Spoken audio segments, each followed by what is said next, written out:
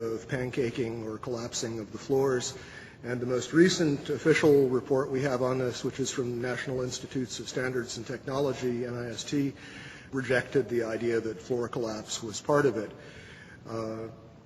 And so as a result, we have basically no sequential model at this point. What NIST has suggested is that there was some kind of simultaneous collapse of the cores, but they have not attempted to give any kind of modeling as to whether those cores could have in fact been destroyed by the fires in the way that they claim.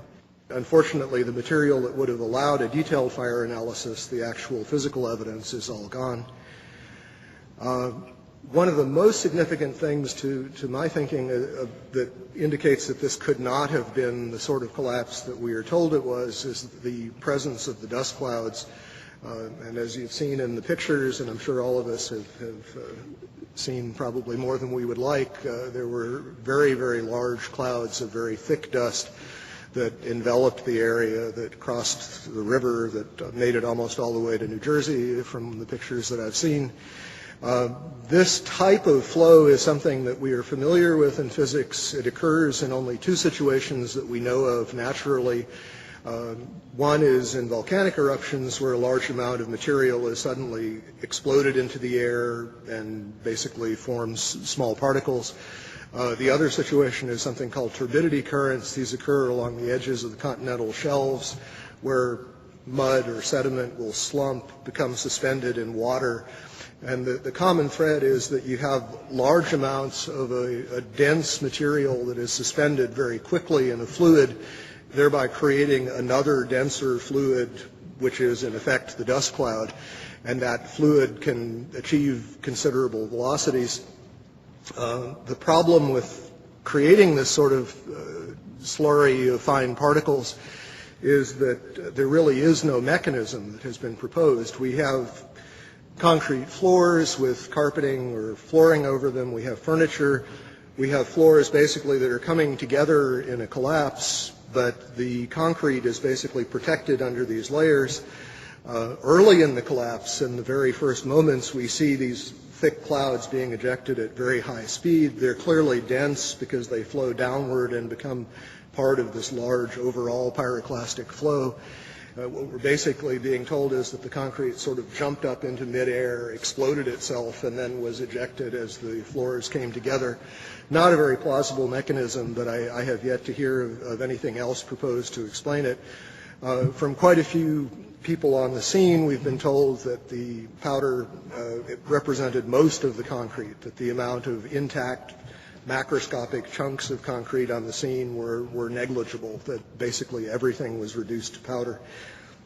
And incidentally, we also know that other things besides concrete were reduced to powder. We know that contents of computers, exotic metals from computer chips, these sorts of things were also identified in the dust and in very small particles, generally on the order of less than 100 microns in diameter.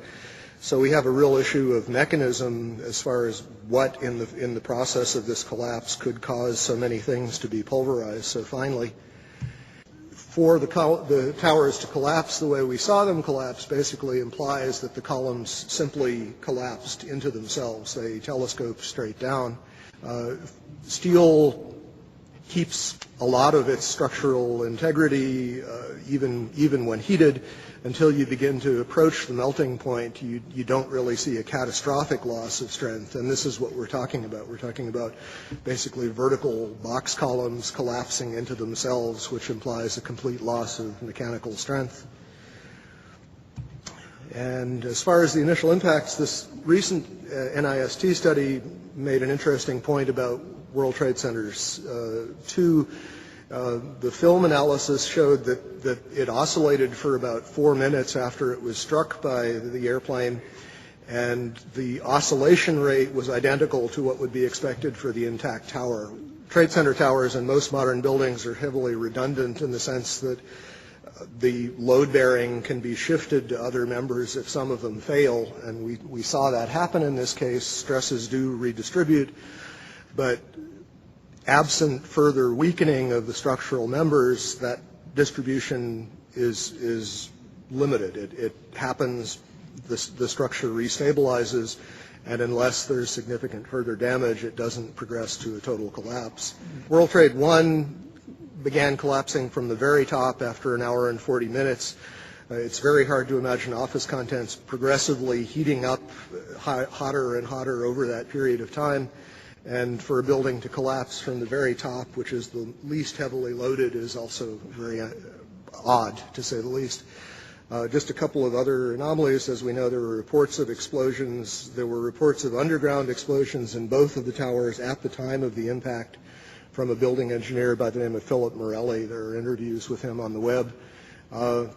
From the Naudet brothers film, 9/11, we see that the lobby of the North Tower was extensively damaged with what looks like high explosive blast damage, and this was immediately after the plane collision.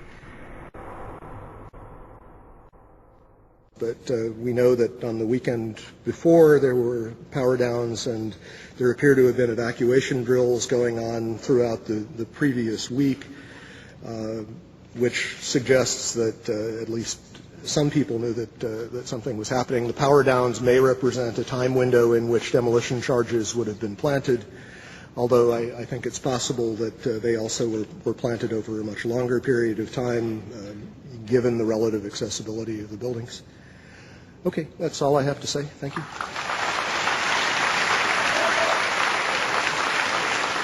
Thank you, Jeff King. Thank you very, very much.